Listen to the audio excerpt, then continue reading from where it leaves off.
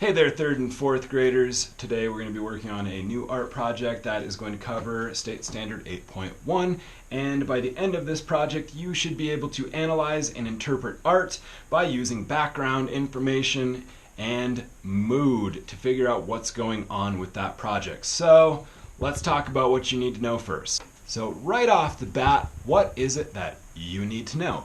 Well, art can convey a mood through an image using things called visual cues, and we'll talk about those more in a second, but color can also help you to feel certain things in artwork.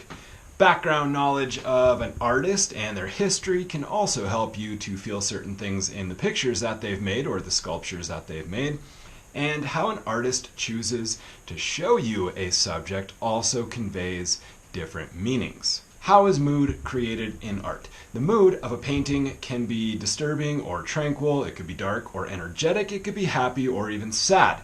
Visual cues, which are the things that you actually see in the picture or the artwork, they all kind of help to create the overall mood of a painting. This painting probably made quite a few of us think, summertime, warm, happy, and this painting probably made a few of us think of like cold weather or kind of gloomy and kind of sad maybe. One of the biggest things that artists can use in their artwork to convey mood to you, the person looking at it, is color. I'm going to put up some slides here in a second telling you what each different color kind of has to do with different moods. So pause them as you need to, read through them, because it's actually pretty interesting stuff in terms of how color can make you feel certain ways. Check them out.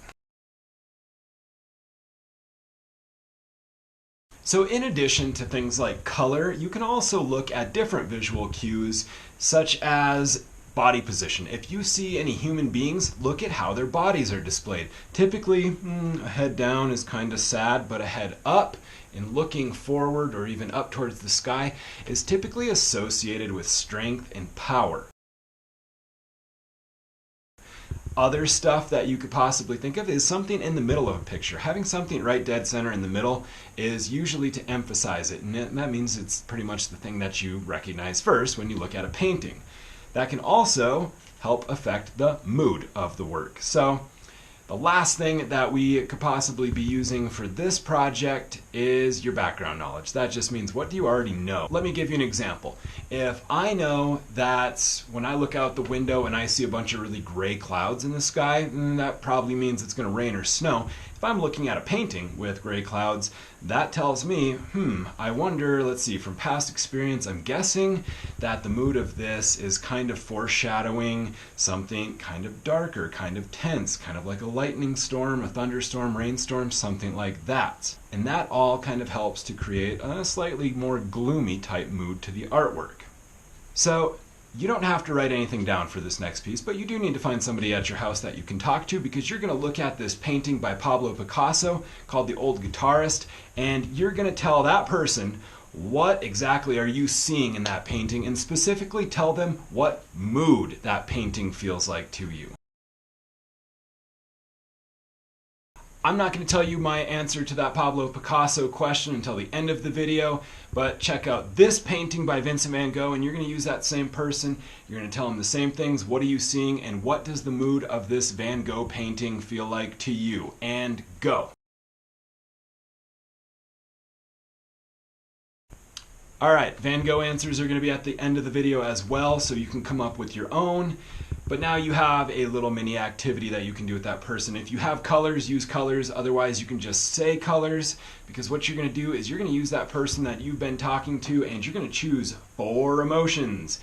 Tell that person what color you would give each one of those emotions. I'll start you off with an example. If I was angry, I would think of the color red. If you have colors, color a little tiny piece of paper, like a little tiny square, and make that color match the emotion. If you don't have colors, no sweat. Just tell that person at home exactly what you think, and I'll meet you back here in a second. As promised, here are my example answers for those paintings. We'll start off with the Picasso one. Firstly, we see a lot of blue. There's a lot of blue happening in this picture, and we now know that blue can convey sadness. Also, the figure has his head hanging down low, and one of his hands is drooped across the guitar. He's shown as very thin and kind of frail looking, which is a visual cue that typically represents bad health. We can tell by the color that the figure in this painting is meant to be sad.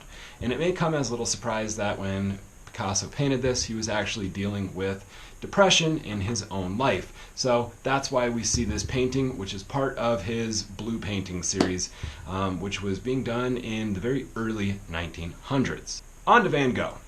We know that yellow conveys a sense of joy, and those little tiny bits of dark orange that you saw in that painting kind of make it feel warm. And nearly all the flowers in that picture are actually standing upright, which adds to a sense of warmth and happiness in the painting. The whole image is actually centered right there in the middle of the painting, top to bottom, and that adds a nice piece of weight to the flowers and the vase. Okay, now for the good stuff. Here's your project. To get started today, all you really need is a pencil, a piece of paper, or something else flat that you could draw on. If it's a nice day, you could actually go outside and do this with sidewalk chalk. You may need an eraser, and if you're planning on using anything circular, you're either going to need something to trace around that has a round bottom, or kind of like this roll of tape, or a compass, because your job, yes, you are going to get to design or redesign 4 emojis, and those emojis have to show a mood. Now the only catch is you may not use the emoji that resembles soft serve ice cream. Yeah, you know exactly which one I'm talking about. In case you're not sure, it's this one right here. Any other emojis other than those, but you have to use colors to show that mood or the emotion that goes with that emoji. If you don't have color, don't sweat it. Just write the color underneath what the emojis would be. So I'm going to move you down here so you can see what I'm doing. Let's get started.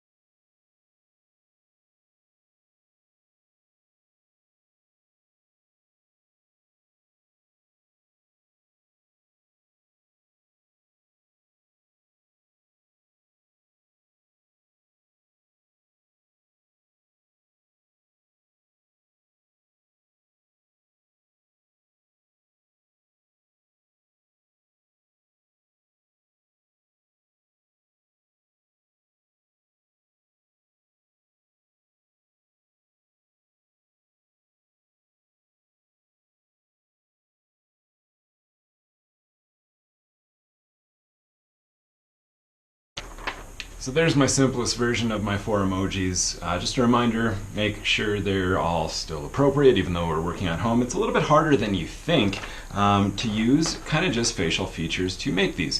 Now obviously if you're thinking about the emojis on a phone, not all emojis are just round faces like these. You could definitely use some of the ones that have like arm gestures happening as well. But this is just the simplest version. So now would be a good time to color if you had colors. Otherwise, if you notice in the video, I wrote my colors down below. I would love to check these out and see them. I hope you had fun with this project, a little bit simpler than the stuff we've been doing. If you want to share it with me, I'd love to see it. So send it to that email address down there in the corner. Hope everybody's doing well, and I will see you later.